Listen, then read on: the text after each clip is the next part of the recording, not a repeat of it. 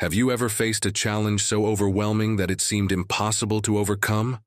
A challenge that made you feel small, weak, and powerless? Maybe it was a health crisis that shook your body. Maybe it was financial pressure that kept you awake at night. Or maybe it was a broken relationship that left your heart in pieces. All of us, at some point in life, have stood in front of a giant, a problem that feels bigger and stronger than we are.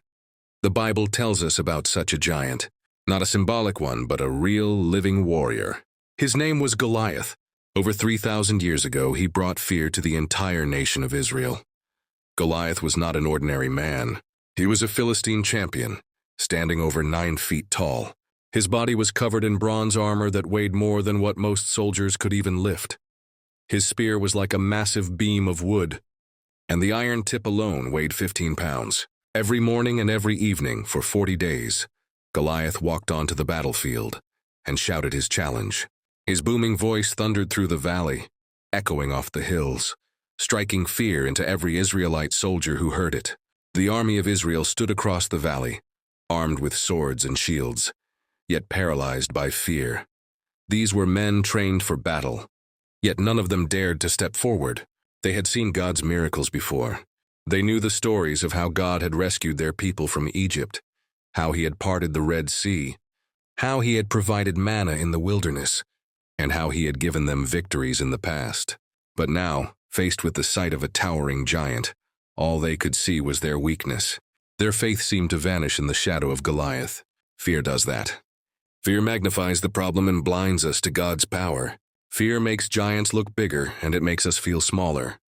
Fear whispers, "You cannot win, you will fail." And Israel listened to that voice. Day after day they stood in silence while Goliath mocked them, insulted their God, and challenged anyone brave enough to fight. But no one came forward.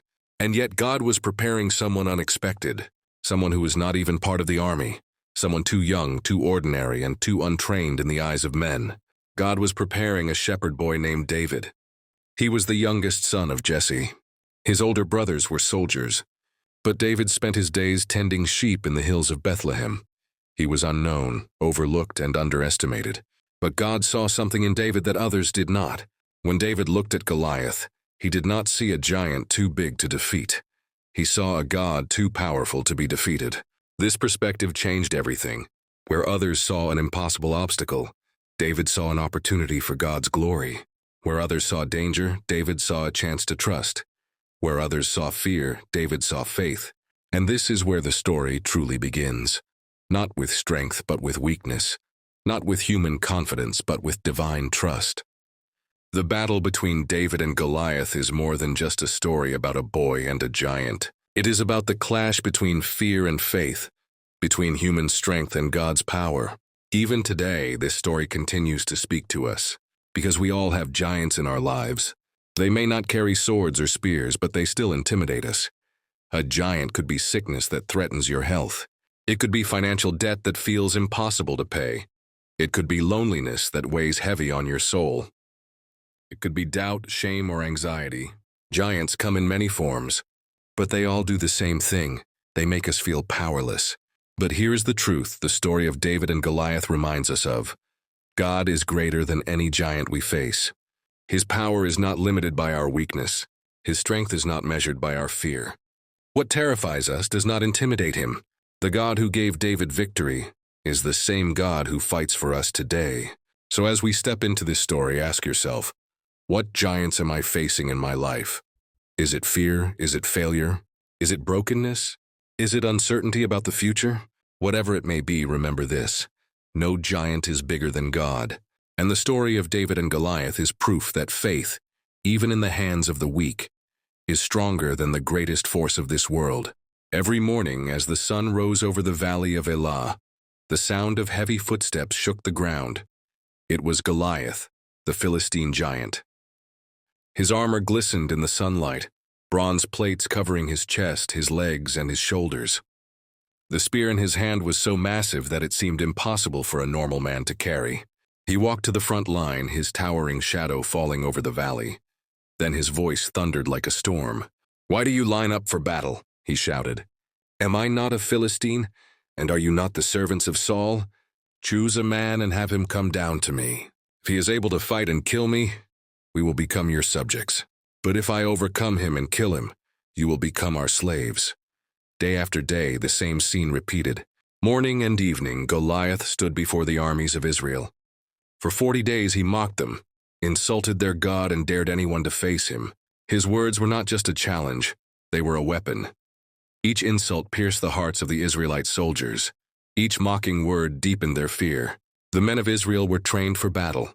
They carried shields and swords. They had marched into wars before. But in front of this giant, their courage melted away. Their knees trembled. Their voices grew silent. No one moved forward. Not even King Saul, the tallest man in Israel, dared to fight. Fear has a way of paralyzing even the strongest. It whispers lies that seem louder than the truth. It tells us you are too weak, you are not enough, you will fail. And when fear takes root, faith is pushed aside. The soldiers looked at Goliath's height, his strength, his armor, and his confidence. They measured themselves against him, and they felt small. They saw only the impossible. They forgot the God who had once parted the sea. They forgot the God who had torn down the walls of Jericho. They forgot the God who had promised to fight for his people. Instead of remembering God's power, they magnified their problem. And that is what fear always does. Fear makes the enemy look bigger and God look smaller. Fear blinds us to the truth and locks us in chains we cannot see. For 40 days, Israel stood frozen. Each sunrise brought new hope, but each shout from Goliath crushed it again.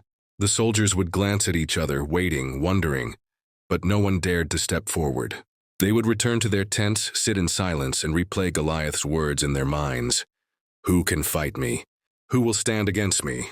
The battlefield became more than a place of war. It became a place of spiritual defeat.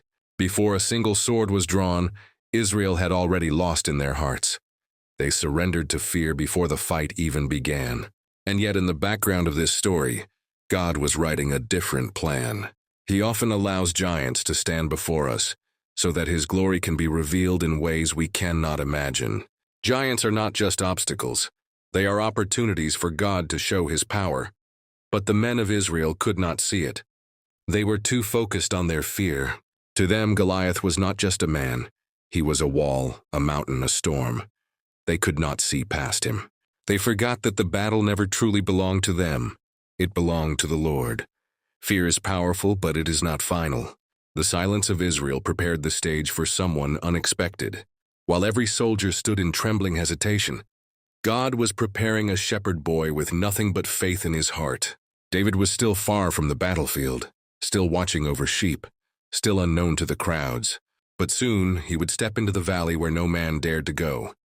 And here is the lesson for us. Giants will always come. They will always shout. They will always try to intimidate us. But the question is not how big the giant is. The question is, how big is our faith? Israel's army saw a giant and froze. But God was about to send someone who would see the same giant and believe that God was greater. The stage was set. The fear of Israel had reached its peak. And at the very moment when hope seemed lost, the story was about to turn. While Israel's army trembled before Goliath, far from the battlefield, a young shepherd tended his sheep in the hills of Bethlehem. His name was David. He was the youngest of 8 sons. His older brothers were soldiers in King Saul's army. But David was considered too young, too inexperienced, too ordinary for battle.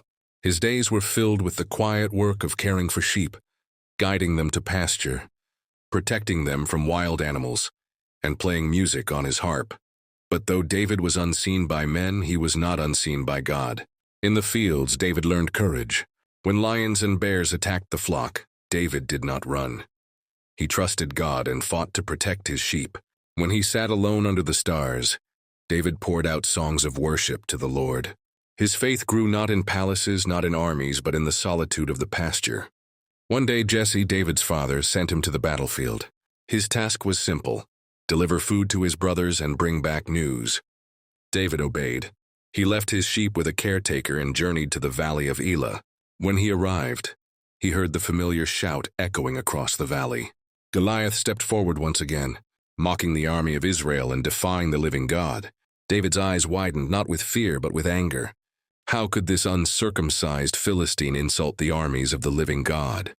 How could everyone stand by in silence? David asked the soldiers around him. What will be done for the man who kills this Philistine and removes this disgrace from Israel? The soldiers were shocked. Some laughed at him. Others rebuked him. His oldest brother Eliab burned with anger. Why have you come down here? And with whom did you leave those few sheep in the wilderness? I know your pride and how wicked your heart is. You came down only to watch the battle.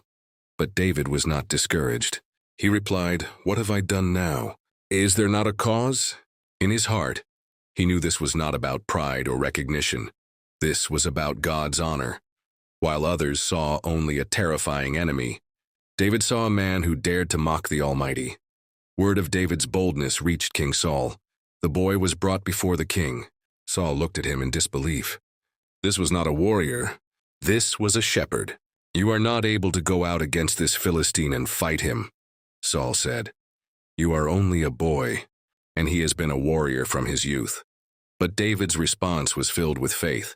He said, Your servant has been keeping his father's sheep. When a lion or a bear came and carried off a sheep from the flock, I went after it, struck it, and rescued the sheep from its mouth. When it turned on me, I seized it by the hair, struck it, and killed it. The Lord who delivered me from the paw of the lion and the paw of the bear will deliver me from the hand of this Philistine. David's confidence was not in himself. It was in God. He remembered what God had done for him before, and he believed God would do it again. Faith looks back at God's past faithfulness and draws strength for the present battle.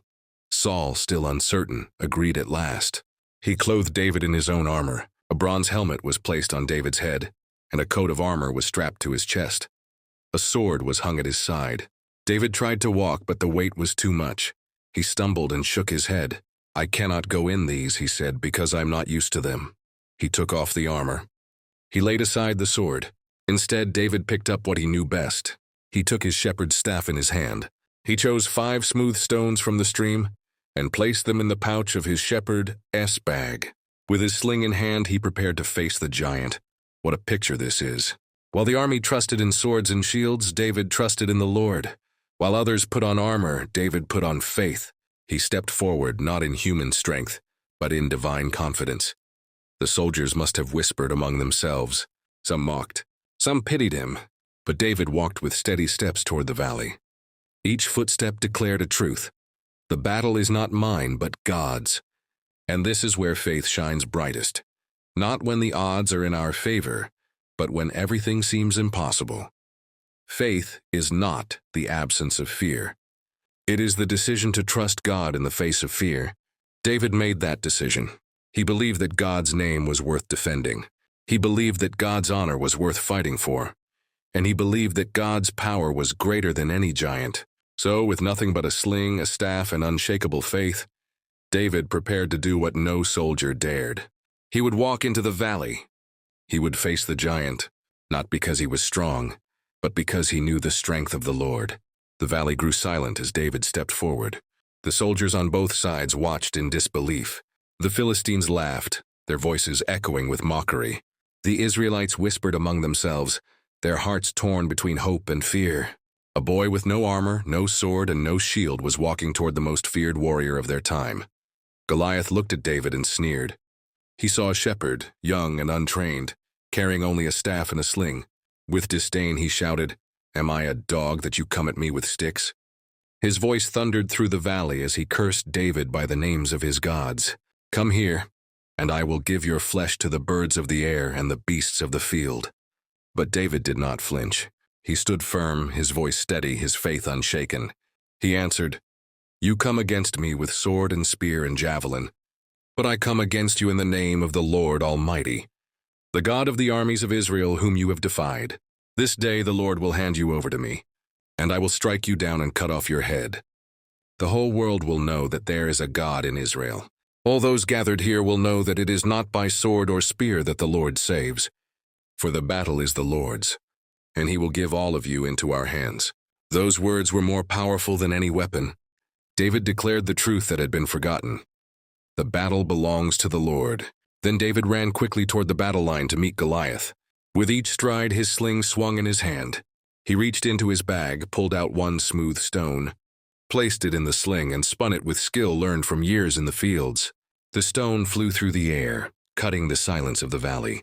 It struck the giant on the forehead. The mighty Goliath staggered, then fell face down to the ground. The earth shook as the giant collapsed. A gasp spread through the Philistine army. Their champion was dead. The man they trusted, the warrior they feared, had fallen at the hands of a boy. David ran forward, stood over Goliath, and took the giant's own sword. With it, he cut off his head. The victory was complete. Israel's enemy was defeated, not by strength, but by faith. The Israelites shouted with triumph. Their fear was replaced by courage. They surged forward, chasing the Philistines and driving them from the battlefield. What had begun as despair ended in victory. The name of the Lord was honored, and his power was revealed. This story is not just about a shepherd and a giant. It is about God's power working through weakness. It is about faith that refuses to bow to fear.